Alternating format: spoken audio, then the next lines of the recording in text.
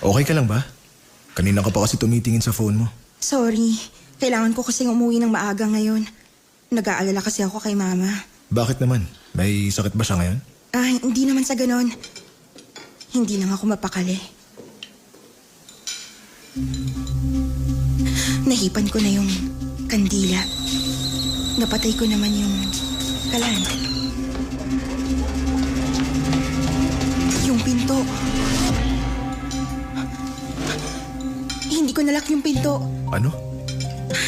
Nakalimutan ko isara yung pinto. Kailangan ko na umuwi. Alexa! Sandali!